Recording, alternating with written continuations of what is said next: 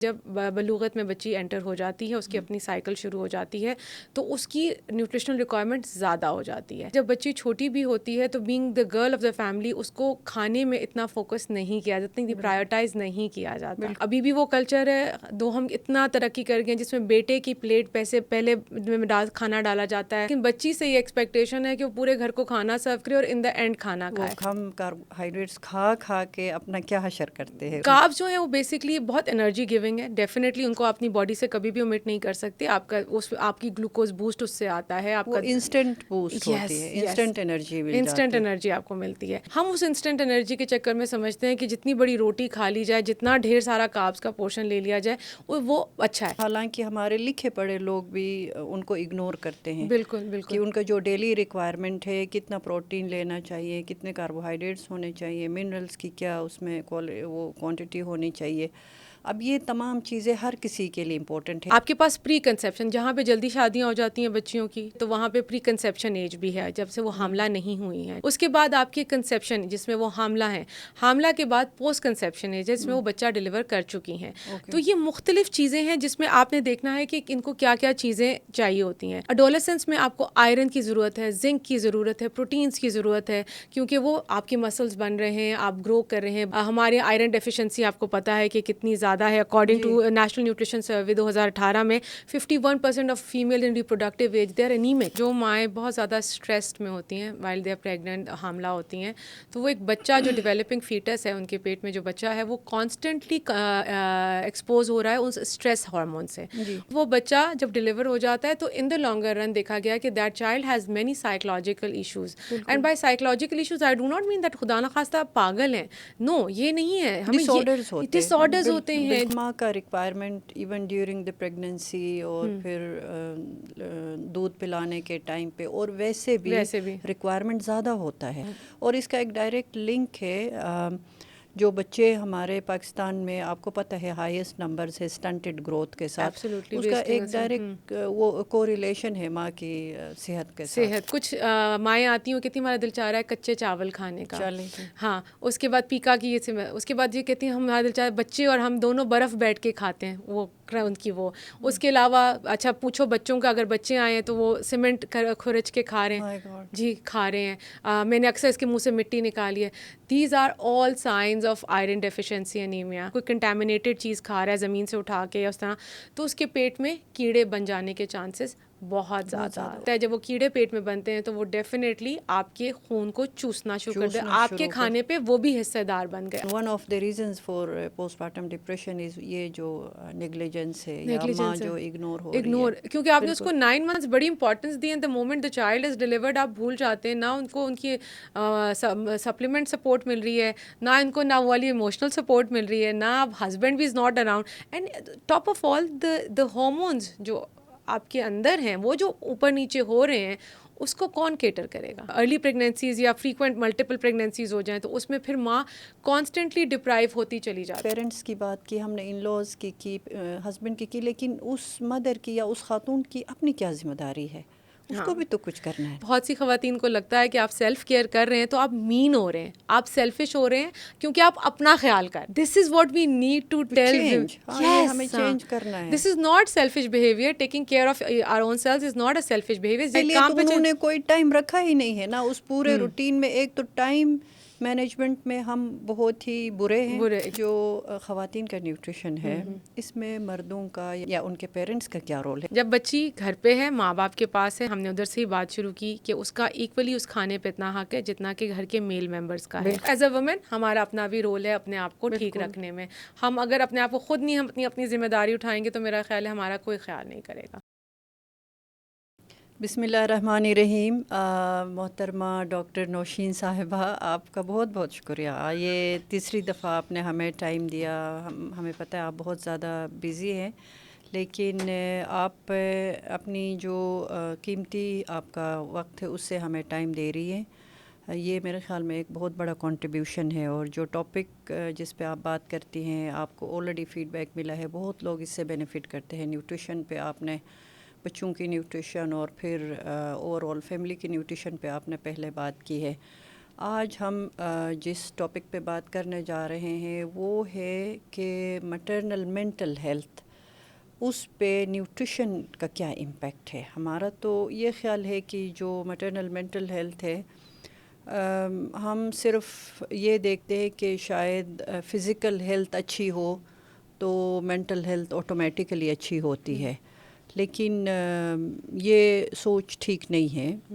इसके लिए हमें ये देखने की ज़रूरत है कि जो न्यूट्रिशन है उसका मैटरनल मेंटल हेल्थ के ऊपर क्या इम्पेक्ट होता है। और फिर मैटरनल मेंटल हेल्थ पे हमने डॉक्टर अब्दुल वहाब यूसुफजई को बुलाया था, जो शिफा इंटरनेशनल में होते हैं, साइकेट्रिस्ट है। उन्होंने हमें जो कॉजेज़ होते हैं जिससे मैटरनल मेंटल हेल्थ मुतासिर होती है, जो कि एक बहुत बड़ा चैलेंज है ग्लोबली और फिर पाकिस्तान में, उस पर उन्होंने बहुत तफसील से बात की है। तो आज के इस प्रोग्राम में हम थोड़ा फोकस करेंगे कि न्यूट्रिशन किस तरह असरअंदाज होती है मैटरनल मेंटल हेल्थ पे, और इसको एड्रेस करना क्यों ज़रूरी है। और इसको आप जैसे लोग जो एक्सपर्ट्स हैं, आप लोग इस पे जितनी ज़्यादा बात करेंगे, जितने ज़्यादा लोगों को सेंसिटाइज़ करेंगे, क्योंकि मैटरनल मेंटल हेल्थ बहुत सारे और लोगों की हेल्थ और बहुत सारी और चीज़ों से जुड़ी होती है।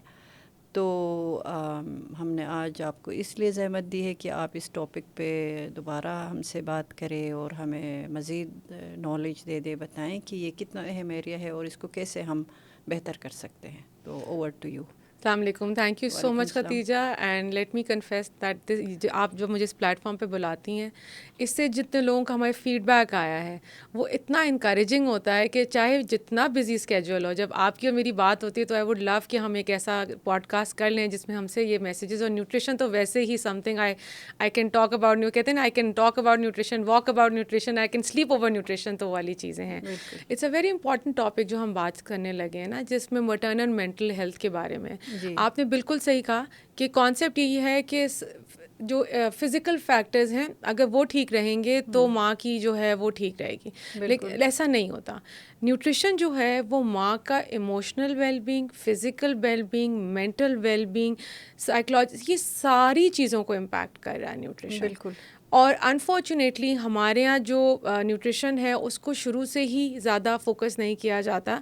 थोड़ा सा मैं अपना हम उधर से चलेंगे, जब बच्ची एडोलेसेंस में आती है और सारा कुछ होता है, उसको उतना फोकस उसको दिया ही नहीं जाता। थोड़ा सा इसमें आप एज भी बताएं, क्योंकि एडोलेसेंट की जो एज है, हमारे आम जो सुनने वाले हैं, हम ज़ाहिर है ये प्रोग्राम्स उनके लिए करते हैं। तो मेरी गुजारिश आपसे ये होगी कि आप हमें ये बताएं कि किस एज में हमें बच्चियों की सेहत पे हमें काम करने की ज़रूरत है। अच्छा, बच्चियों की सेहत और ग़िज़ा पे काम तो मेरा ख़्याल है कि the moment they are born हमें ज़रूरत है, लेकिन हम उस पर फोकस नहीं करते। लेकिन जब एडोलेसेंस का मतलब है कि जब बलूगत में बच्ची एंटर हो जाती है, उसकी अपनी साइकिल शुरू हो जाती है, तो उसकी न्यूट्रिशनल रिक्वायरमेंट ज़्यादा हो जाती है। होता ये है कि जब बच्ची छोटी भी होती है तो being the girl of the family उसको खाने में इतना फोकस नहीं किया जाता, इतनी प्रायोरिटाइज़ नहीं किया जाता। और अभी भी वो कल्चर है, दो हम इतना तरक्की कर गए जिसमें बेटे की प्लेट पैसे पहले में खाना डाला जाता है, उसको ज़्यादा बेहतरीन खाना दिया जाता है, और उसी बहन से कहा जाता है देखो बच्चा भी स्कूल से आया, और मैंने पहले भी बात मेंशन की है, बच्ची भी स्कूल से आई है, लेकिन बच्ची से ये एक्सपेक्टेशन है कि वो पूरे घर को खाना सर्व करे और इन द एंड खाना खाए। तो वो अगर कुछ बच जाए एग्जैक्टली, तो बिल्कुल कुछ घरों में अभी भी शायद यही प्रैक्टिस है, बल्कि जो हमारे है गरीब लोग जिनके पास लिमिटेड है खाने की चीज़ें, उनके यहाँ अभी भी शायद यही प्रैक्टिस होगा। बिल्कुल।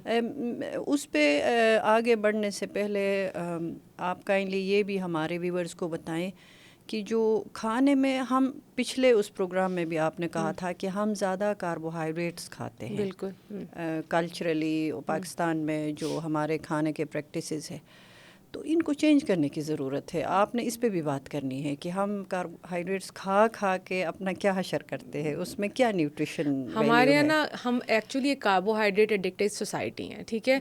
चाहे आप किसी भी लेवल पे आ जाएं, उनमें यही होता है कि रोटी चावल से पेट भर लिया जाए। हालांकि जो कार्ब्स हैं उनकी एक लिमिटेड आपकी बॉडी की रिक्वायरमेंट है, इसमें और चीज़ें भी आ जाती हैं। कार्ब्स पहले ईजी ज़बान में बता दें, कार्बोहाइड्रेट से चावल है, रोटी है, ब्रेड है, नूडल्स हो गए, पास्ता हो गया, ये वो चीज़ें, आलू, इस चीज़ों से आपको कार्ब्स मिल रहे हैं। बिल्कुल। कार्ब्स की एक लिमिटेड रिक्वायरमेंट है आपकी बॉडी के साथ। और ये क्या करता है आपके जिस्म के साथ, क्या करता है ये भी थोड़ा बताएं कि इसमें हाँ, कार्ब्स जो है वो बेसिकली बहुत एनर्जी गिविंग है। डेफिनेटली उनको अपनी बॉडी से कभी भी ओमिट नहीं कर सकते। आपका उस आपकी ग्लूकोज बूस्ट उससे आता है, आपका इंस्टेंट बूस्ट होती है, इंस्टेंट एनर्जी मिल जाती इंस्टेंट है। एनर्जी आपको मिलती है।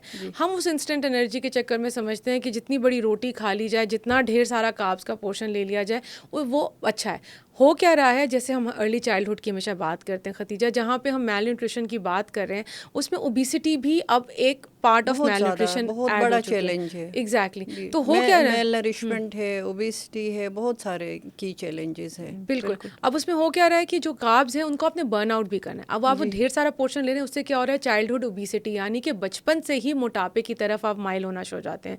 आप ना प्रोटीन्स ले रहे हैं, प्रोटीन्स क्या हैं आपके पास, मुर्गी, मछली, दालें, दूध, चीज़, सब प्रोटीन्स, यस हाँ, प्लांट प्रोटीन्स, दालें हो गई, सारा कुछ है, ठीक है। अब उसके बाद आप प्रोटीन्स को मिस कर देते हैं, आप सिर्फ कार्ब से पेट भरे चले जा रहे हैं, एसेंशियल फैट्स नहीं ले पा रहे हैं आप ना, कहीं बादाम का इंटेक नहीं है, मक्खन का इंटेक नहीं है, मिनरल्स वो मिनरल्स हैं, ग्रुप्स है फूड के, डिफरेंट ग्रुप्स आप उन सारों उनके बारे में हालांकि हमारे लिखे पढ़े लोग भी उनको इग्नोर करते हैं। बिल्कुल बिल्कुल। कि उनका जो डेली रिक्वायरमेंट है, कितना प्रोटीन लेना चाहिए, कितने कार्बोहाइड्रेट्स होने चाहिए, मिनरल्स की क्या उसमें वो क्वांटिटी होनी चाहिए। अब ये तमाम चीज़ें हर किसी के लिए इम्पोर्टेंट है, लेकिन चूँकि आज का जो टॉपिक है हमारी मदर्स की जो मेंटल हेल्थ है, और मदर्स में भी जो प्रेग्नेंट है, जो दूध पिलाने वाली माएँ हैं, आपने बात एडोलेसेंट गर्ल से शुरू की है, तो वहाँ से ही हम आगे चलेंगे। ठीक है, प्लीज़ आप वहाँ से। अच्छा, एडोलेसेंस क्या है कि हमारे यहाँ 9-10 साल की बच्ची बलूगत में एंटर हो जाती है, टिल द टाइम 16-17 साल की उम्र तक आपकी है। अब एडोलेसेंस के बाद हमने उसको और डिवाइड कर दिया। आपके पास प्री कंसेप्शन, जहाँ पे जल्दी शादियाँ हो जाती हैं बच्चियों की, ठीक है, तो वहाँ पे प्री कंसेप्शन एज भी है, जब से वो हामला नहीं हुई हैं, ठीक है। उसके बाद आपकी कंसेप्शन, जिसमें वो हामला है, हामला के बाद पोस्ट कंसेप्शन एज, जिसमें वो बच्चा डिलीवर कर चुकी हैं। तो ये मुख्तलिफ चीज़ें हैं जिसमें आपने देखना है कि इनको क्या क्या चीज़ें चाहिए होती हैं। एडोलेसेंस में आपको आयरन की ज़रूरत है, जिंक की ज़रूरत है, प्रोटीन्स की ज़रूरत है, क्योंकि वो आपके मसल्स बन रहे हैं, आप ग्रो कर रहे हैं, बच्ची ग्रो कर रही है।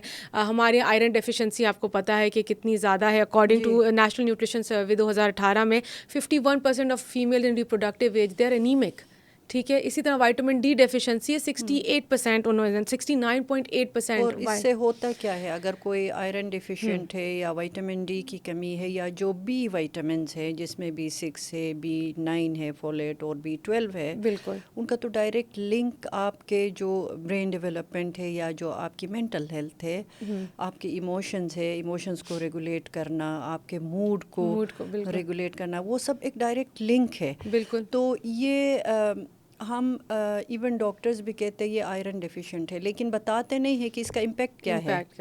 देखिए, तो सबसे पहले आप काइंडली बात, आयरन मैं समझता हूँ ज़रूरी क्या क्या चाहिए। मटर्नल मेंटल हेल्थ की हम बात करें, उसमें न्यूट्रिशन का इम्पैक्ट की हम बात करें, हमें चाहिए क्या क्या। जो प्रीडोमिनेंट चाहिए, तो हमें सारा, हमने मैक्रो न्यूट्रिएंट्स की बात कर ली, कार्ब्स, प्रोटीन, सबकी। अब हमारे मिनरल्स हैं जो बहुत इंपॉर्टेंट रोल प्ले करें, जिसमें आपके पास आयरन है, जिसमें आपके पास बी, आपने विटामिन बी की बात की, तो B6, B12, B9 ये सारे आ जाते हैं। विटामिन डी है, जिंक है, सबसे ज़्यादा ओमेगा 3 फैटी एसिड्स हैं, जो कि बहुत ज़्यादा इंपॉर्टेंट है आपकी कॉग्निटिव डेवलपमेंट, यानी कि दिमाग में जो आपके न्यूरोट्रांसमीटर्स बन रहे हैं उनकी प्रोडक्शन में ओमेगा 3 फैटी एसिड्स बहुत इंपॉर्टेंट रोल प्ले कर रहे होते हैं, ठीक है। उसके बाद क्या है कि आयरन, आपने पूछा करता क्या है आयरन, आपने नाम सुना आयरन डेफिशिएंसी एनीमिया, कैलकुलेशन भी आ गई, स्टैट्स भी आ गए, जी कुछ हो रहा है। जब आयरन आपके अंदर डेफिशिएंट है, तो आपका बॉडी में जो है ना हीमोग्लोबिन प्रोडक्शन वो प्रॉपर नहीं हो रही होगी।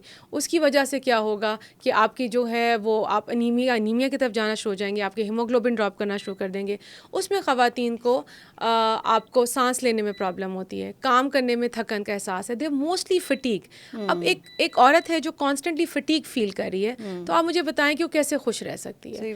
उसने घर का ख्याल करना है, उसने बच्चों का ख्याल करना है, उसने जो हमारा कल्चरल सेटअप है, उसने अपने इन लॉज का ख्याल करना है, शौहर का ख्याल करना है। इस सारे ख्याल में वो कहीं पीछे रहे। हाँ, उसमें वो एनर्जी है ही नहीं, एग्जैक्टली। और सेल्फ केयर, हम कहते हैं सेल्फ केयर का कॉन्सेप्ट ही नहीं है हमारी ख़वातीन में। बिल्कुल। तो हमारी ख़वातीन मेजॉरिटी, जैसे आपने कहा कि और ढेर सारी जो जिम्मेदारियां हैं, घर का ख्याल रखना, शौहर का ख्याल रखना, और फिर जो बच्चे ऑलरेडी है उनका ख्याल रखना, उसके बाद मेरे ख्याल में सेल्फ केयर वाला तो कहीं बचता ही नहीं ना, टाइम ही नहीं मिलता। वो कहते हैं आप करती हैं, वो कहती नहीं जी हमारे पास टाइम नहीं होता। बिल्कुल। तो वो 24 घंटे में से आई थिंक वो बेचारी जो है अगर 16 घंटे भी जाग रही है तो आधा घंटा अपने लिए नहीं निकाल सकती। बिल्कुल। अब क्या हो रहा है कि ये चीज़ें, अब आपने आयरन का तो मैंने आपको बता दिया, vitamin D deficiency. Vitamin D deficiency Khatija बहुत इंपॉर्टेंट रोल प्ले करती है। आपने देखा होगा अनएक्सप्लेन मूड स्विंग्स आते हैं खवातीन को, वो लो फील करना शुरू करती हैं, डिप्रेस फील करना शुरू करती हैं, और अनएक्सप्लेन हेडेक्स भी हैं उनके पास। तो वो सारी चीज़ें विटामिन डी डेफिशिएंसी की वजह से हैं। जहाँ कमज़ोर हड्डियाँ, और वो तो है joint aches pain, body aches and pains तो हैं। उसके अलावा जो आपकी मेंटल इमोशनल हेल्थ को अफेक्ट कर रहा है, वो सारी चीज़ें देखने में आती हैं। और मसला ये है कि विटामिन डी जो है वो डाइट में थोड़ी इतना इजीली रेडिली अवेलेबल नहीं है। बिल्कुल। अब एक और चीज़ भी चैलेंज देखने को आ रहा है। हम कहते थे सन को एक्सपोज करो and you will get the vitamin D. मसला ये है कि जब से हमारी ओजोन लेयर और ये सब कुछ डिफेंस में वो हुआ है, वो विटामिन डी रेज भी, वो अल्ट्रा वायलेट रेज आपके लिए इतनी बेनिफिशियल नहीं रही हैं। So this is another challenge we are facing right now. अंडे की जर्दी में मौजूद है, दूध में है, योक में है, या कुछ मछलियाँ हैं जिसमें विटामिन डी है। तो यहाँ पे मैं हमेशा अपने पेशेंट्स को इनकरेज करती हूँ कि एक तो प्रोफेशनल हेल्प से देखो कि बॉडी में कितने लेवल्स हैं, और फिर उसके हिसाब से हम आपकी ट्रीटमेंट लेके चलेंगे। क्योंकि आपको पता है बहुत से ऐसे लोग भी देखने मिले हैं जिनकी विटामिन डी लेवल्स बहुत एक्सट्रीमली हाई होते हैं। पता चला कि डॉक्टर ने कहा जी आपके अंदर विटामिन डी की कमी है, आपने सप्लीमेंट लेना है, वो 6-8 महीने बगैर फॉलोअप के सप्लीमेंट लिए चले जा रहे हैं। तो ये भी एक चीज़ है कि आपने ज़रूर में बार बार, और वो अगर जिस्म में एक्सेस हो जाए तो वो उससे क्या होता है आपके, आप बताएं प्लीज। अच्छा नहीं, मैं वो इसमें ये है कि विटामिन डी अगर आपकी, तो आपकी किडनी पे ओवरलोड होगा, आपकी बॉडी स्टोन फॉर्मेशन की तरफ जाने लगता है। तो ये वो सारी चीज़ें हैं। देखिए excess of everything is bad. जब भी हम बात करते हैं हम कहते हैं एतदाल में इस्तेमाल करें। तो ये वो चीज़ें हैं जिसे देखने में हमें आ रहा है। और ये कम्युनिटी हेल्थ का इस तरह कोई हमारे पास ऑर्गेनाइज कोई सिस्टम नहीं है ना, जिसमें ये सारा कम्युनिटी हेल्थ का पार्ट है कि आप ज़्यादा से ज़्यादा अवेयरनेस दे दे। बिल्कुल। हम ये जो एफ़र्ट्स कर रहे हैं, आप जैसे एक्सपर्ट्स की मेहरबानी है कि हमें टाइम देते हैं और हम इसको हाईलाइट कर रहे हैं, तो ये तो बहुत जनरली सबको पता होना चाहिए कि जो आपके जिस्म के अंदर मिनरल्स है, जो विटामिन्स है या प्रोटीन है, उसकी डिफिशिएंसी से सिर्फ आपका जिस्म वीक नहीं होता है, बल्कि उसके और असरात होते हैं। आपकी ज़हन, जो आपकी सेहत है, जो आपकी मेंटल हेल्थ है, और जो आपकी ओवरऑल जो लाइफ है, अगर आप में वो एनर्जी नहीं रहेगी, आप फोकस नहीं कर पाएंगे आप। और स्पेशली जो बच्चों में वो इतने आजकल शुगर इस्तेमाल करते हैं, उनको अंदाज़ा ही नहीं, पेरेंट्स को ही नहीं पता कि ज़्यादा शुगर इस्तेमाल करने से क्या होता है। बिल्कुल। तो उस पर भी काइंडली आप बात करें कि जो हमारी स्पेशली जो हमारी प्रेग्नेंट ख़वातीन हैं और जो दूध पिलाने वाली माएँ हैं, या और जो हमारी मदर्स है, उनको शुगर कितना लेना चाहिए, या जो एडिड शुगर कहते हैं वो कितना इस्तेमाल करना चाहिए, या ऐसी चीज़ें जिस तरह कार्बोहाइड्रेट्स फ़ौरन वो कन्वर्ट करते हैं, बिल्कुल करते हैं उसमें शुगर। सही। अच्छा देखिए काब्स का भी ये है कि ना, एक होते हैं रिफाइंड काब्स होते हैं और एक आपके ऑर्गेनिक काब्स होते हैं। ठीक है, रिफाइंड काब्स से हमारी क्या मुराद है कि वो सफ़ेद आटा, आपने देखा होगा बहुत ही रिफाइंड आता है, मैदे का इस्तेमाल, सफ़ेद चावल, सफ़ेद चीनी का इस्तेमाल, सफ़ेद ब्रेड का इस्तेमाल, ये सारे रिफाइंड काब्स हैं। इनका क्या नुकसान है कि आप जब इन्हें खाते हैं तो आपको इंस्टेंटली ये डाइजेस्ट हो जाते हैं, एनर्जी तो आपको मिल जाती है, लेकिन वो वक्ती एनर्जी है। एग्जैक्टली। तो इसीलिए हमने बहुत फोकस किया है, हमने इसीलिए आटे की तरफ, चक्की के आटे की तरफ। अब तो आयरन फोर्टिफाइड, क्यों चक्की का आटा हम बार बार कहते हैं, क्योंकि उसमें आपके पास आयरन का कंटेंट ज़्यादा है। हम वैसे ही आयरन डेफिशिएंट एक सोसाइटी है, फीमेल्स में इतनी ज़्यादा आयरन डेफिशिएंसी है। तो ये अच्छा, आपने शुगर की बात की, शुगर मैं इसलिए बता रही हूँ कि मैं हमेशा कहती हूँ white sugar is a poison, और ये मैं नहीं कहती, ये कितने अरसे से का चीज़ आई चली जा रही है। क्यों? क्योंकि उसमें एक तो वो रिफाइंड है, ठीक है, दूसरा ये है कि उसमें वो चीज़ें नहीं है, ना मिनरल्स हैं ना चीज़ें हैं जो एक बॉडी की रिक्वायरमेंट होती है। उसका बहुत ज़्यादा एक्सेसिव इस्तेमाल जो है वो आपको मोटापे की तरफ लेके जाता है। आपको अगेन आपके प्लेटफॉर्म के तवज्जुह से मैं बताऊंगी कि diabetes is no longer a old age बीमारी। डायबिटिक पेशेंट अब 19-20 साल के 21 साल की उम्र में आपके क्लिनिक में वॉक इन करते हैं, उनको टाइप 2 डायबिटीज़ है। मैं जुवेनाइल डायबिटीज़ की बात नहीं कर रही इस वक्त, मैं टाइप 2 डायबिटीज़ की बात कर रही हूँ। और आप हैरान हो जाते हैं कि ये कैसे हो रहा है, वरना कहा जाता था बुढ़ापे 40 साल 45 साल की उम्र में शुगर आपको होती है। वजह क्या है खतीजा कि चाइल्ड वो 20 साल से ही वो सब चीज़ें खा रहे हैं जो कि उनकी डाइट में शामिल है, रिफाइंड खाने शामिल हैं, इंस्टेंट फूड शामिल हैं, उनकी फ़िज़िकल एक्टिविटी ऐसी नहीं है, जिसमें वो गैजेट पे ज़्यादा हैं, स्कूल में प्ले एरियाज़ नहीं हैं, उनको नहीं पता भूख अच्छा क्या है। अब जैसे हम डिप्रेशन और एंजाइटी, वो बर्गर खाते हैं, पिज़्ज़ा, हर चीज़ इस सब में शुगर है और कुछ एब्सोल्युटली। स्कूल में जी ड्रिंक्स है, फिजी ड्रिंक्स का इस्तेमाल है, तो ये सारी चीज़ें, चॉकलेट है, मिठाई, बिस्किट, ये तमाम जो बेकरी की चीज़ें हैं। और आपको पता है ये हम बात कर रहे हैं ना, हमारे बच्चे सारे वही चीज़ें बच्चे ख़वातीन की बात कर लें, क्या होता है जब वो घर के पूरे मामलात से फारिग होती हैं and they want to look for something, तो वो क्या एस्केप है, हमारे एस्केप यही ना कि खाना खा लो, मीठा खा लो, चीज़ें वैसी चीज़ें बनाई चली जा रही हैं। अच्छा ये मीठा बड़े अजीब चीज़ है, आप जब खाते हैं तो आपको एक बड़ा बूस्ट मिलता है, ठीक है, उस वक्त बूस्ट मिलके आपको बड़े हैप्पी हार्मोन्स आते हैं और आप एक्साइटेड खुश हो जाते हैं। अब वो खुशी जो है उसको आप ढूंढते हैं नॉर्मली अपनी लाइफ में, जब आपको वो नहीं मिलती तो आप यू कहते हैं फूड इंडल्जेंसेस, फिर आप इस डगर पे चल पड़ते हैं जिसमें आप जो है कुछ खाएंगे, आपको फूड से अच्छी हैप्पी फीलिंग मिलेगी। एंड मैं हमेशा अपने पेशेंट्स को कहती हूँ कि मैक्सिमम फूड जितने जो खाने जो आपको अच्छी फीलिंग देते हैं ना, वो आपको मोटापे की तरफ लेके जा रहे हैं, अनफॉर्चुनेटली वो हेल्दी नहीं है। Yes, they are not healthy. जो आपको अच्छी फीलिंग देते या जो आपको खुश करते, इंस्टेंट खुशी जिससे मिलती है, वो हेल्दी नहीं है। बिल्कुल, ये बहुत अहम पैगाम है। बिल्कुल।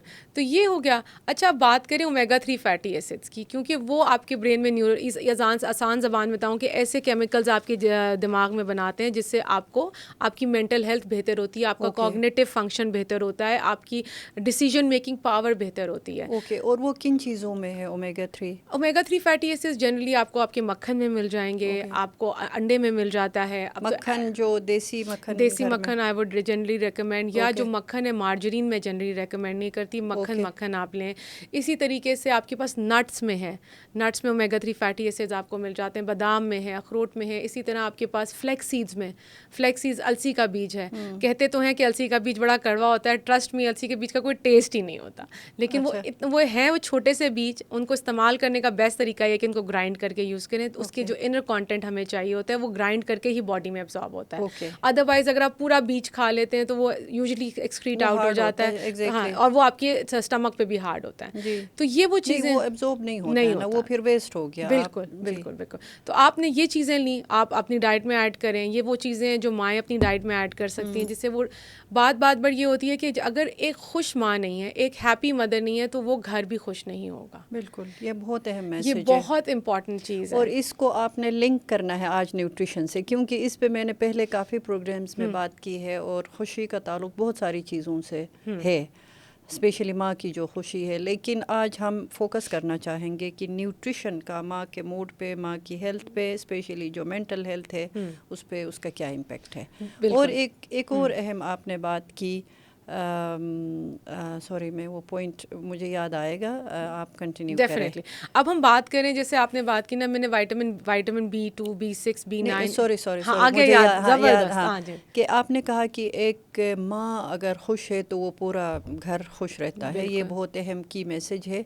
और फिर माँ चूँकि रोल मॉडल है, माँ बाप रोल मॉडल है, माँ अगर हेल्दी खाएगी शुरू से, इवन बच्चे की पैदाइश से पहले वो जो चीज़ें खाती है वो बच्चे के नेचर का हिस्सा बनती है। इस पे जो भी कोई मुझे चैलेंज करना चाहे वो मुझे चैलेंज कर सकते हैं, लेकिन ये बच्चे का नेचर इसी तरह से बनता है, ठीक है। एक तो नर्चर है, एक नेचर है, और फिर नेचर में जो कुछ आप करते हैं, जो आप खाते हैं, जिस तरह आप बिहेव करते हैं, जिस किस्म के आप इन्वायरमेंट में रहते हैं, उसका एक डायरेक्ट इम्पैक्ट है।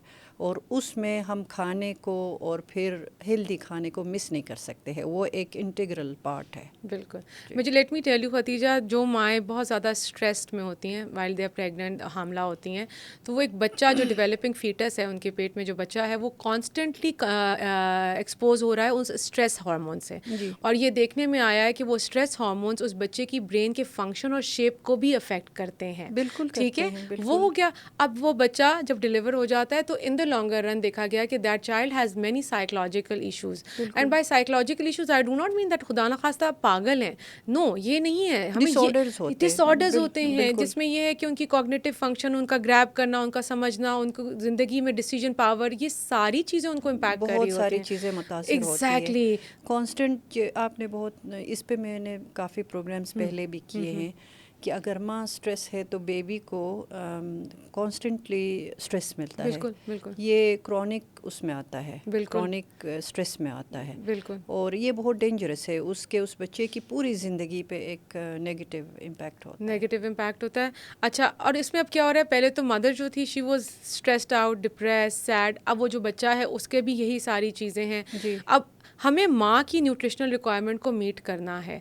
मैंने जैसे याद है खदीजा, हमारी एक मीटिंग हुई थी, उसमें मैंने बताया था कि जब माँ डेफिशिएंट है, आयरन में भी है, आयोडीन में भी है, उसमें भी है, जिंक में है, विटामिन डी में है, तो वो किस तरीके से अपने बच्चे पे फोकस कर सकती है ना, क्योंकि तो उसका तो जिस्म ही उसको सपोर्ट नहीं कर रहा, उसका माइंड ही उसको सपोर्ट नहीं कर रहा, तो वो उसकी न्यूट्रिशनल रिक्वायरमेंट पूरी नहीं हो रही। हमारे यहाँ फूड डिस्ट्रीब्यूशन बहुत अभी भी वही मैं जैसे बताया ये है। फिर जनरली माएँ क्या करती हैं, वो एंड में खाना खाती एंड हैं, में खाती हैं, वो अब इस वक्त लड़का लड़की की बात नहीं हो रही, उनका ये होता है कि हस्बैंड खा लें, बच्चे खा लें, इन लॉज खा लें, उसके बाद उनकी बारी आ रही है, तो वो जो बचाया खाना है उनको वो मिल रहा है। हालांकि माँ का requirement even during the pregnancy और फिर दूध पिलाने के टाइम पे और वैसे भी रिक्वायरमेंट ज़्यादा होता है, बिल्कुल, जबकि वो खाते हुए उलट करती है, कम खाती है, एंड में खाती है, और वो न्यूट्रिशियस चीज़ें नहीं खाती है, तो ये सारी चीज़ें गलत हो रही है। और इसका एक डायरेक्ट लिंक है, जो बच्चे हमारे पाकिस्तान में आपको पता है हाईएस्ट नंबर्स है स्टंटेड ग्रोथ के साथ, उसका एक डायरेक्ट वो कोरिलेशन है माँ की सेहत के साथ। exactly. और अब ये चीज़ें जब तक माँ प्रॉपर नहीं खाएगी, उसका जो रिक्वायरमेंट है पूरा नहीं खाएगी, और सही जो बैलेंस डाइट जिसे हम कहते हैं वो नहीं खाएगी, तो ये जो एक विशियस अनफॉर्चुनेटली सर्कल है ये कंटिन्यू होगा। Absolutely. इसको हमें ब्रेक करना इसको हमें ब्रेक करना है। आपको पता है हम तो we live in a privilege society, Islamabad में हम रहते हैं, हमारे क्लिनिक्स में भी वो लोग आते हैं जो, लेकिन खतीजा इतनी पढ़े लिखे लेवल पे भी इतनी पे लोगों को अपनी नहीं पता होता, वो बहुत टिपिकल सिम्टम्स के साथ प्रेजेंट करते हैं। कुछ माएँ आती हैं, कहती हमारा दिल चाह रहा है कच्चे चावल खाने का, हाँ, उसके बाद पीका की ये, उसके बाद ये कहती हैं हमारा दिल चाह रहा है, बच्चे और हम दोनों बर्फ़ बैठ के खाते हैं वो उनकी वो। उसके अलावा अच्छा पूछो बच्चों का, अगर बच्चे आए हैं तो वो सीमेंट खुरच के खा रहे हैं, जी खा रहे हैं। मैंने अक्सर इसके मुंह से मिट्टी निकाली है। These are all signs of iron deficiency anaemia. अब अनफॉर्चुनेटली क्या होता है, जब आयरन डेफिशिएंसी हो रही है तो इसी में वर्म इन्फेस्टेशन भी हो जाती है, और जो पेट के कीड़े हैं वो सिर्फ बच्चों को अफेक्ट नहीं करते, वो माँ को भी अफेक्ट कर रहे हैं। तो माँ की डाइट में भी अब वर्म इन्फेस्टेशन, अगेन वो आपकी बॉडी में एक पैरासाइट रह रहा है, वो आप उस पर से खाना ले रहा है, तो वो आपको मुख्तलिफ डेफिशिएंसीज की तरफ लेके जा रहा है। तो ये वो सारे विषय थोड़ा आसान उसमें आप काइंडली बताएं। मैं बताती हूँ। देखिए, जैसे बच्चा या औरत मिट्टी खा रही है या कच्चे चावल खा रही है, या उसको बहुत शौक, और बड़े बड़े लोग सीमेंट दीवार पे से खुरच के खाते हैं, ठीक है, और ये वो चीज़ नहीं है, ये एक इम्पैक्ट बॉडी की रिक्वायरमेंट है। इससे क्या इंडिकेट हो रहा है, आप ज़रूर चेक कराएं ब्लड, आपके आयरन डेफिशिएंसी एनीमिया के चांसेस आपके ज़्यादा होते हैं, और ये क्रेविंग्स हैं जो कि इंडिकेट कर रही हैं, ठीक है। अब हो क्या रहा है कि जब आप मिट्टी उठा के खा रहा है बच्चा, या इस तरह की कोई कंटेमिनेटेड चीज़ खा रहा है ज़मीन से उठा के या उस तरह, तो उसके पेट में कीड़े बन जाने के चांसेस बहुत ज़्यादा। और वो क्या करता है, जब वो कीड़े पेट में बनते हैं तो वो डेफिनेटली आपके खून को चूसना शुरू कर दे, आपके खाने पे वो भी हिस्सेदार बन गए। आसान ज़बान में मैं आपको बताऊं कि वो जो खाना आप खा रहे हैं वो सिर्फ आप अपने लिए नहीं खा रहे, अब आप उन कीड़ों को भी फीड कर रहे हैं। इसीलिए तो बच्चों को डिवॉर्मिंग इम्पॉर्टेंट है, हाँ। एब्सोल्युटली। लेकिन फिर आपने मदर्स का भी कहा कि उनके पेट में भी इसी तरह से। अब मैं बताती हूँ, उनके लिए तो मैंने नहीं सुना, मदर्स के लिए भी कोई है डिवॉर्मिंग? बड़ों को भी हम डिवॉर्म कर देते हैं। अच्छा। बड़ों को भी हम डिवॉर्मिंग करते हैं, लेकिन सबसे पहले अब इसमें मैं दो चीज़ अप्रोचेस लेती हूँ। जब मुझे आयरन डेफिशिएंसी नज़र आ रही होती है तो पहले मैं कोशिश करती हूँ कि मैं आयरन डेफिशिएंसी को ट्रीट कर लूँ। जब वो ट्रीट हो जाएगी तो वो जो क्रेविंग्स हैं वो खुद ब खुद ही ख़त्म होना शुरू हो जाती हैं। इन केस अगर मुझे लगे कि बहुत ज़्यादा पेशेंट जो है इंक्लाइंड है और वो सिम्टम्स भी ऐसे बता रहा है जिसमें डिवर्मिंग की ज़रूरत है, तो हम बड़ों को भी डिवर्म कर देते हैं। और वो कैसे, वैसे पेशेंट का चेहरा देख के आप बता सकती है कि इसके पेट में कीड़े हैं? नहीं, इस तरह नहीं होता खतीजा, उसकी हिस्ट्री होती है। इसमें ये होता है कि पेशेंट पहले तो वो बहुत टिपिकली जब आप सवाल से सवाल करते जाते हैं, फिर वो अक्सर कहते हैं पेट में बहुत क्रैम्पिंग रहती है, कुछ कहते हैं हमें भूख नहीं लगती, कुछ कहते हैं हमें बहुत फ्रीक्वेंटली भूख लगती है, कुछ कहते हैं हम खाना खाते हैं तो फ़ौरन पेट में दर्द होना शुरू हो जाता है, स्टूल पास करते हैं तो बहुत पेनफुल प्रोसेस हो जाता है। तो ये वो सारे साइंस होते हैं जो हम डॉक्टर्स के ना आहिस्ता आहिस्ता वो हम टिक करते जाते हैं, अच्छा ठीक है, फिर हम कहते हैं अच्छा या तो स्टूल टेस्ट करा लें, यानी कि आपने अपना टेस्ट करा लिया, या नहीं तो फिर आप उनको एक प्रोफाइलेक्टिकली एक डिवर्मिंग का पूरा कोर्स करा देते हैं। और फिर मैं कोशिश करती हूँ कि माँ को भी करा दूँ, बच्चों को भी करा दूँ, ताकि वो पूरी फैमिली में अगर चांसेस हैं तो वो उसको केटर कर लें। लेकिन ये अगेन वही वाली बात है कि आप तक किसने अप्रोच किया। लेकिन इसके प्रिवेंशन के लिए, ये तो आपके पास जब वो बीमार हो जाता है, इसके प्रिवेंशन के लिए आप क्या सजेस्ट करते हैं? इसको कैसे प्रिवेंट कर सकते हैं? प्रिवेंशन 2-3 चीज़ें, वही वाली बात है कि आप अगर आपको, मैंने पहला क्या किया कि मैंने कोशिश की मैं जो चीज़ कॉज कर रही है हम उसको ख़त्म करें। वो आयरन डेफिशिएंसी एनीमिया कॉज कर रही है या पुअर हाइजीनिक प्रैक्टिसेस हैं। अगेन अब हम मेंटल हेल्थ की बात करें तो खतीजा, जहाँ पे माएँ अगर सैड, डिप्रेस्ड, लो इन मोरल हैं, मूड उनका, तो वो अपनी फिजिकल मेंटल अपनी हाइजीन का भी इतना ख्याल नहीं रखती हैं। नहीं रखती सेल्फ केयर में वो ये सारी चीज़ें आती है। हाइजीन है आपकी, ओवरऑल जो आपकी हेल्थ है, आपका अपीयरेंस है, ये भी बहुत मैटर करता है। बिल्कुल। अब वो अपने नील साफ नहीं रख रही, वो जो यूटेंसिल्स जो घर में बर्तन इस्तेमाल करिए वो प्रॉपर्ली नहीं धुले हुए, जो पानी पीने का है उसका प्रॉपर्ली उबाल के, नलके का पानी हम अभी भी कॉन्स्टेंटली मना करते हैं, उबाल के पिए, सन एक्सपोजर करें, बहुत से तरीका का है। कितना पानी पिए, क्योंकि हाइड्रेटेड रहना बहुत ज़रूरी है। वो पता नहीं हम पाकिस्तानी कौम को ये बात कब समझ आएगी कि हमने दिन में कितना पानी पीना है। पानी आपका, जब तक हमें डॉक्टर ना कहे हम नहीं पीते। बहुत से लोग कहते हैं पूरे दिन में 2 ग्लास पानी पिए, तो मैं कहती हूँ आप फंक्शन कैसे कर सकते हैं? 2 इज़ टू लिटिल। हाँ एग्जैक्टली। आपकी अगर कोई खुदा ना खास्ता गुर्दे की, किडनी की इन्वॉल्वमेंट नहीं है, कोई मेडिकल कंडीशन नहीं है, I would suggest take 8 to 10 glasses of water a day. As me and you as a healthy individual, अल्हम्दुलिल्लाह हमें 8 से 10 ग्लास पानी के पीने हैं। और मैं आपको बताऊँ, पानी जो है ना, हाइड्रेशन, वो आपकी आधे सिम्टम्स को कवर कर देता है।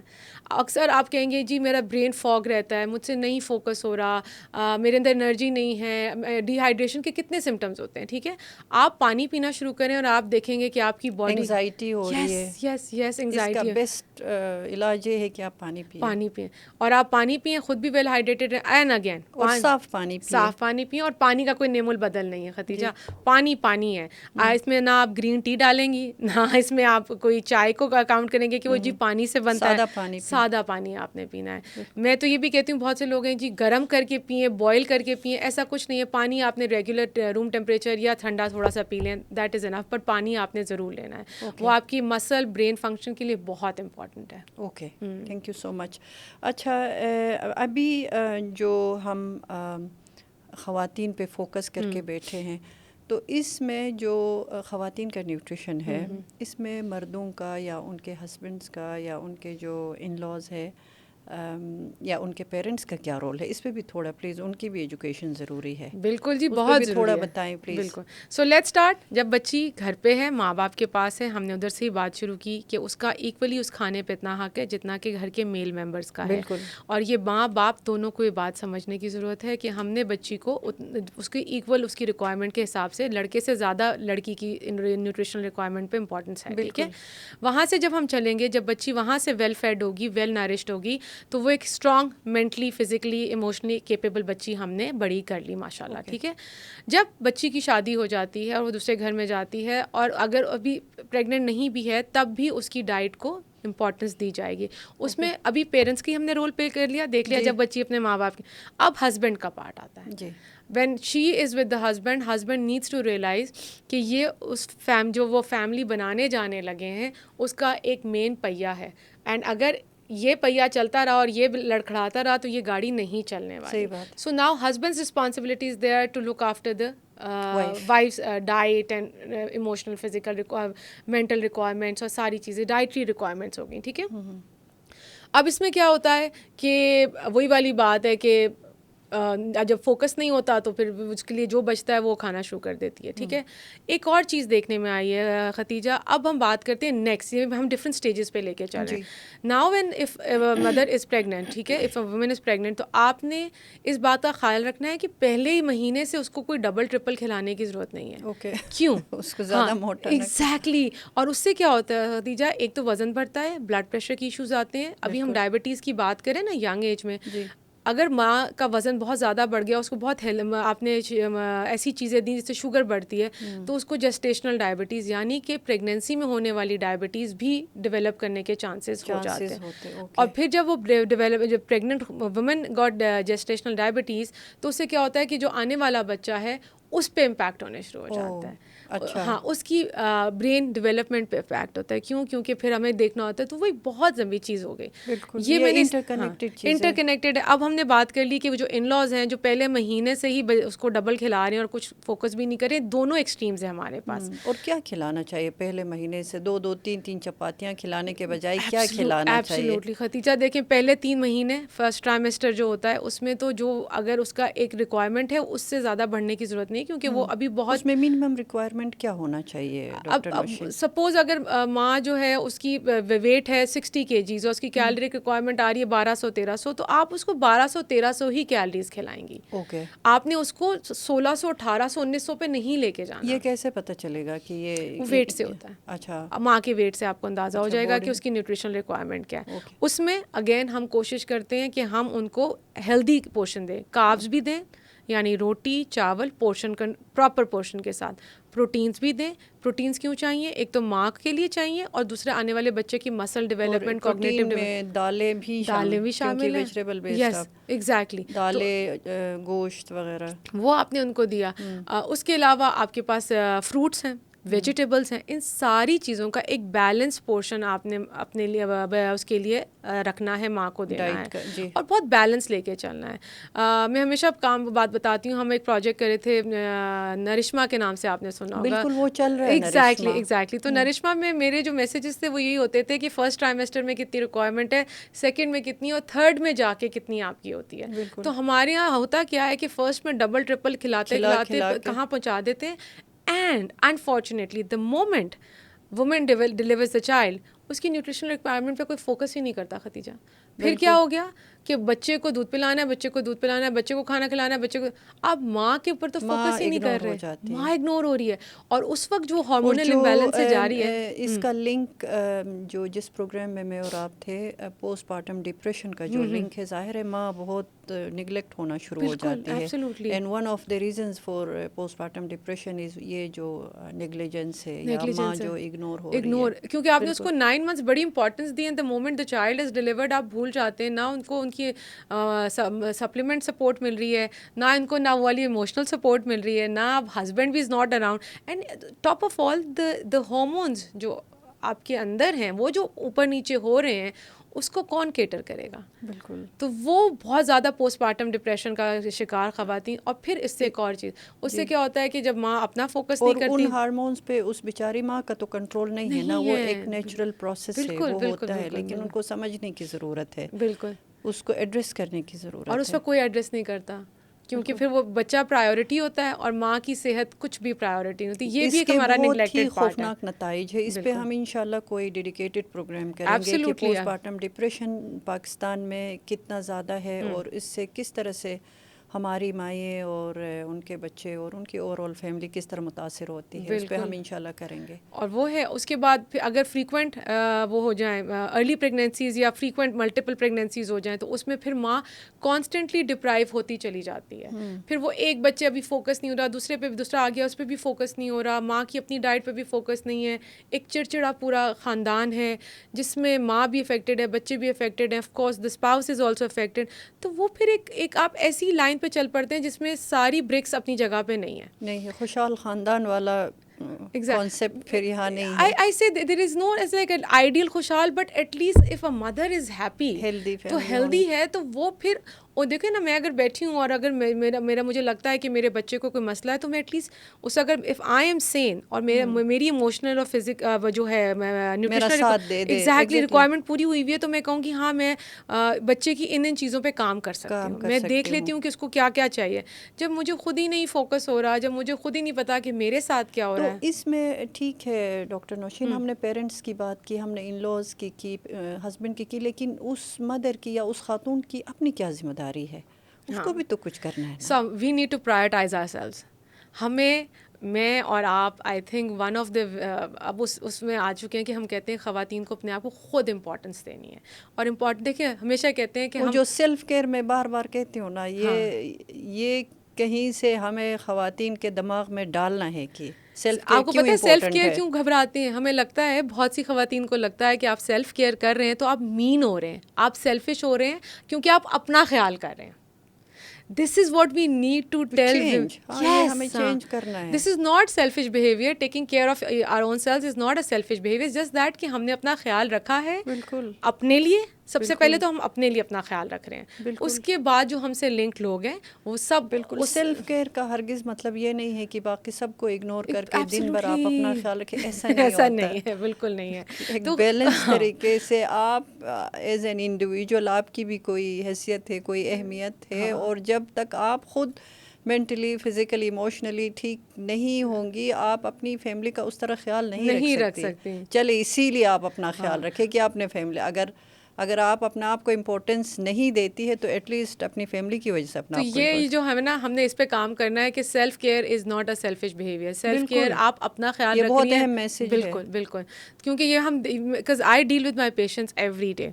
आप जब उनसे नॉर्मली हिस्ट्री ले रहे होते हैं, बात कर रहे होते हैं, तो देन यू रियलाइज़ कि यार यहाँ पे सेल्फ केयर तो कुछ है नहीं। डॉक्टर साहब, I get up this time, बच्चों को छोड़ा, नहीं, स्कूल से वापस आपके आए, लिए काम तो पे उन्होंने कोई टाइम रखा ही नहीं है ना उस पूरे रूटीन में। एक तो टाइम मैनेजमेंट में हम बहुत ही बुरे हैं, बुरे, एग्जैक्टली। बहुत निकम्मे हैं। उस पूरे दिन को हम प्लान नहीं कर सकते हैं। बेशक हम ऑफिसेज में काम करते हैं, घर से बाहर करते हैं, अक्सर ये होता है ना कि हम वर्किंग वूमेन है, और जो बेचारी ख़वातीन घरों के अंदर है वो वर्किंग नहीं है, वो तो दिन भर काम करने वाली है, असल तो वर्किंग वो है। तो इसमें जो एक तो ओवरऑल कल्चर का है कि बस ये मदर की जिम्मेदारी, इसने ये करना है, इसने ये करना है, तो उस पूरे खाते में मदर अपने आप को भूल जाती है। तो आपने बड़ी अच्छी बात की कि हम सबको ब्लेम कर रहे हैं। हम कह रहे हैं माँ बाप घर से ख्याल करें, हस्बैंड शादी के बाद ख्याल करें, इन लॉज ड्यूरिंग प्रेगनेंसी या उसके बाद ख्याल करें, हम एज अ वुमेन, और मैं खुद कुछ ना करूँ, कुछ ना करूँ। मैं ये देखूँ ही ना, मैं इस बात पे बात ही ना करूँ कि यार मुझे भी अपना ख्याल मुझे क्या रखने की खाना है, मुझे क्या हाँ। करना है, मुझे किस किस्म का इन्वायरमेंट चाहिए, बहुत सारी चीज़ें हैं जिसकी अवेयरनेस हमें ख़वातीन को देनी है। बिल्कुल बिल्कुल। सो एज अ वुमेन हमारा अपना भी रोल है अपने आप को ठीक रखने में। हम अगर अपने आप को खुद नहीं, हम अपनी जिम्मेदारी उठाएंगे तो मेरा ख्याल है हमारा कोई ख्याल नहीं करेगा। So this is very important part. Once you are confident, once you are healthy, once you are mentally emotionally healthy, तो मेरा ख्याल है कि आप आराम से अपनी वर्क प्लेस पे भी कर सकते हैं, आप अपने घर में भी कर सकते हैं, आप अपने फ्रेंड्स में भी कर सकते हैं, बेहतर प्रोडक्टिव हो सकते हैं, आप बेहतर फोकस कर सकते हैं, आपके रिलेशनशिप्स बेहतर हो सकते हैं। इसके बड़े मामलात है, इसके साथ बहुत सारी चीज़ें जुड़ी होती है। बिल्कुल होती और है। ये समझना बहुत ज़रूरी है कि सेल्फ केयर, जैसे आपने कहा कि एक सेल्फिश बिहेवियर नहीं है, बल्कि ये एक ज़िम्मेदाराना बिहेवियर है जो आपको करना चाहिए, एग्जिबिट करना चाहिए। देखिए ना, हम अगर कोई चीज़ बनाते हैं ना तो हम उसका ख्याल रख रहे होते हैं कि ये ज़्यादा अरसे चल जाए। जी, समझे, घर का ख्याल रख रहे हैं, गाड़ी ले रहे हैं तो गाड़ी का ख्याल कर रहे हैं, सारी चीज़। अब एज ए ह्यूमन, जिस्म भी एक ज़ाहिर मशीन है ना, उसको आपने इसी तरह से उसको मेंटेन रखना है। आप टेम्पल का अपना ख्याल रखेंगे तो वो टेम्पल उतना ही वेल बिल्ट रहेगा और वो आपको आगे चलने में हेल्प करेगा। और फिर जिस्म में जो सबसे अहम जो पार्ट है वो आपका ब्रेन है, एब्सोल्युटली, जिस पे आज हम फोकस कर रहे हैं कि मैटरनल मेंटल हेल्थ कैसे इम्पेक्ट होता है। बहुत सारी चीज़ों से इम्पेक्ट होता है, लेकिन चूंकि आज हमने फोकस किया है न्यूट्रिशन का, तो प्रोग्राम को वाइंड अप करने से पहले अगर आप कुछ और, आपने ड्यूरिंग द प्रोग्राम काफ़ी ज़्यादा की मैसेजेस दिए हैं, आई होप हमारे सामीन इनको याद करेंगे, इन पे अमल करेंगे। तो जाते जाते आप कुछ और ऐड करना चाहेंगी? सबसे पहले तो ये कि कौन से इंपॉर्टेंट न्यूट्रिएंट्स हैं जो आपकी as a maternal mental health में रोल प्ले कर रहे हैं, तो मैं फिर से उनका नाम लेती हूँ, जिसमें आपके पास आयरन है, विटामिन डी है, ओमेगा 3 फैटी एसिड्स हैं, मैंने बड़ी डिटेल में बताया है कि आपके पास क्या क्या हैं, जी। जिंक है, आयोडीन है, ये सारी चीज़ें जो आपकी मटर्नल मेंटल हेल्थ में बहुत इंपॉर्टेंट रोल प्ले करती हैं। सेकेंडली, जहाँ हमने हाइड्रेशन की बात की तो एक चीज़ मैं ऐड कर दूँ कि जी, फिज़िकल प्लीज़। एक्टिविटी बहुत इंपॉर्टेंट रोल प्ले ओके। करती है। और फिज़िकल एक्टिविटी से मेरी मुराद ये नहीं है जो मैं सारा दिन काम कर रही हूँ, भाग रही हूँ, आप भी नहीं, या तो वो किसी वॉक की सूरत में है या वो किसी एक्सरसाइज की सूरत में। उससे क्या होगा कि आपको एंडोर्फिन्स, हैप्पी हार्मोन्स चाहिए, ओके। आपको अपने आप को मोरल बिल्टअप करनी, तो आपको फ्रेश एयर चाहिए, फ्रेश आप एयर फ्रेश चाहिए, एयर में एग्जैक्टली, वॉक करें, वो हाँ, बहुत ज़रूरी है। तो वो आपके लिए बहुत ज़रूरी हो गया। हाइड्रेशन ज़रूरी हो गया, कुछ न्यूट्रिएंट्स के मैंने नाम लिए हैं, और self care is not a selfish behaviour. Thank you so much. You're ये तो welcome. आज का सबसे जो हाँ, की मैसेज है यही है। बिल्कुल, thank you so much doctor Nausheen. इंशाल्लाह आपके इस प्रोग्राम से भी उसी तरह से लोग बेनिफिट करेंगे और हमें इंशाल्लाह। अच्छा अच्छा फीडबैक देंगे। तो आपका बहुत बहुत शुक्रिया। थैंक और यू सो मच। आप इस प्रोग्राम के अलावा भी जो आप जिन प्लेटफॉर्म्स पे जाती हैं, आप कंट्रीब्यूट करती हैं, आप यकीन जाने आप एक बहुत अहम काम कर रही है। Thank you so much. जज़ाकल्लाह, थैंक यू सो मच।